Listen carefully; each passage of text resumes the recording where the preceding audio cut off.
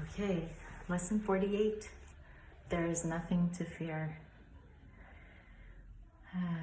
This one came again at the perfect time when, because Justine's not feeling very well, she's having some irritation in her gums and so sometimes eating makes her cry. It's really hard to, just to witness. And so I was really appreciating this lesson, and it actually showed me where I still hold on to fear and where my beliefs are really still rooted in the world and the body and what I want to happen, what I don't want to happen.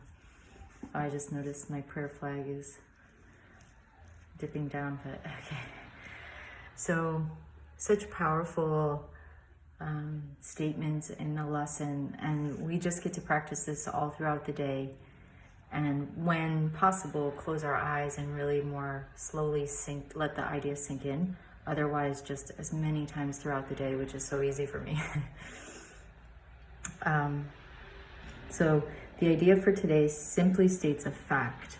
It is not a fact to those who believe in illusions, but illusions are not facts. And it's like, okay, well, our last lesson was to sit and allow things to come to mind that bring up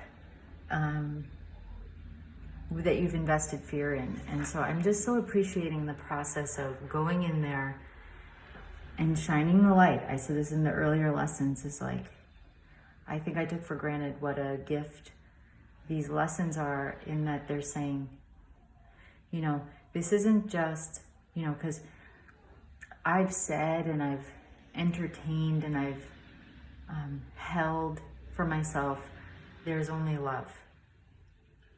And that's nice, sounds great. And then in practice, and the Course says there's only love, and so our job is to remove all blocks to love and our experience of life as completely supportive and all helpful. So just interesting that Justine hasn't been sick for a year. We were sick one other time when she was a few months old. We both got the flu, and we just went to the doctor. Everything was awesome. And I kind of had this thought, like, we don't get sick. Ooh, and then it's like, oh, shoot.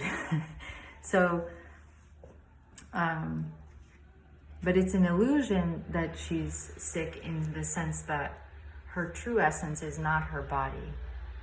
Her true essence is her spirit. And what she's choosing to experience, and thus what I'm choosing to experience with her, because we're one and it's really only me, I can take it as this opportunity to say, look, you're still holding on to fear in this area, so do your work, and up to you to do your work, but here's your invitation to do your work. So it says, the presence of fear is a sure sign that you're trusting in your own strength. The awareness that there is nothing to fear shows that somewhere in your mind, not necessarily in a place which you recognize as yet, you have remembered God and let His strength take the place of yours.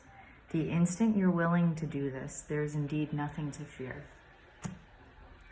So then the practice is being consistently willing to see, oh shoot, I feel afraid. Well, I'm believing in something that's an illusion, or as Byron Katie's process helps, like, I'm believing in something that's not true. And so the true practice begins. I'm humbled and I'm grateful for this lesson, because to live a life where there's nothing to fear is pretty freeing and amazing, but it's for me. I gotta go find the blocks that I'm holding in there in place, and then instead of holding those blocks, rest my trust and security and faith in God, and that God is a loving God, and that life is a loving life, and I don't have to worry about what's happening. I can relax into it and move through it peacefully and gracefully. So updates on Justine, yes, but really the healing starts in my mind, in terms of she's well and she's okay, and this is helpful to her and me, and there's learning and there's growth and there's strengthening in her experience of her discomfort in her mouth and what's kind of showing up there. So thank you for listening. I love to peek ahead. God's voice speaks to me all through the day. Cool, and we're coming upon lesson 50, so we're truly rocking it. Thank you.